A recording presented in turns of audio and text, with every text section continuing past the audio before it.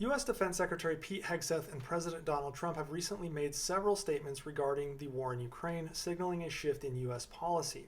And because it seems like these policies are hanging Ukraine out to dry, Hegseth felt compelled to stress that the push for peace talks between Russia and Ukraine should not be seen as a betrayal of Ukraine. Instead, he argues it reflects a global interest in ending the war through negotiation.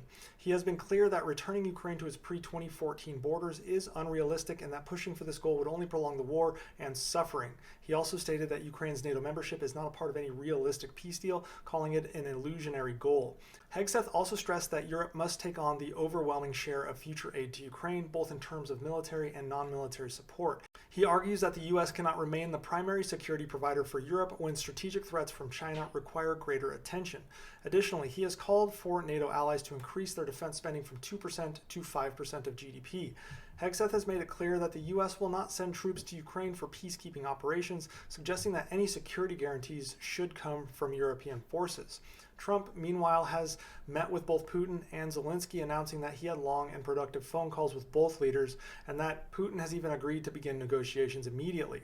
He made it clear that stopping the ongoing deaths in Ukraine is a priority and has even invited Putin and Zelensky to visit the U.S. Meanwhile, Russia signaled a willingness to host its own high-level diplomatic discussions. Like Hegseth, Trump has expressed that he is fine with Ukraine not joining NATO and has suggested that regaining all lost territory is unlikely, therefore prioritizing a negotiated peace over continued military efforts. Additionally, Trump has linked U.S. support for Ukraine with economic benefits, specifically mentioning access to Ukrainian rare earth minerals in exchange for continued military aid. And this approach implies a transactional element to U.S. involvement now, ensuring that American support yields direct economic returns. And while this policy appears to be focused on ending the war quickly, it comes with some consequences. First, by stating that Ukraine will not regain its pre-2014 borders, the U.S. is effectively conceding Russian territorial gains, which could force Ukraine into a weak negotiating position. Russia may see this as an opportunity to push for even greater concessions or even try to take more territory and force more negotiations on that territory. Secondly, this approach could damage NATO's credibility. If Ukraine is pressured into abandoning its NATO aspirations, it sets a precedent that Russia can use military aggression to block nations from joining the alliance. It undermines decades of open-door policy, meaning if a country qualifies for NATO, it is allowed to apply. Now, Russia seems to get a vote based on the threat of aggression. If you want to join NATO, you have to make sure that Russia isn't going to invade you first. And this could make other countries aspiring to join NATO, such as Moldova, Georgia, Bosnia and Herzegovina, etc., feel increasingly vulnerable. The perception here is that NATO and the US will not strongly defend aspiring allies, and that could embolden other adversaries, like China, leading to a broader erosion of Western security commitments. This short-sighted stance alone is a massive win for Russia and a major loss for NATO, as well as a sign of weakness in the Trump administration. Another major risk is that peace talks may be happening prematurely. If Ukraine is pressured into negotiations without a strong position, it could result in a fragile ceasefire rather than a lasting peace. Russia has previously used ceasefires many times, over 20 of them in fact since 2014, to regroup and prepare for further offensives. If negotiations are rushed, Russia may take advantage of the pause to rearm and launch further attacks in the future. And honestly, when you look at how this is playing out, it really seems like the Trump administration wants to rush to a peace as a feather in the cap, and whatever happens in the future is really not a concern of theirs because he may not be in charge at that point, as long as the ceasefire maintains for the duration of his term.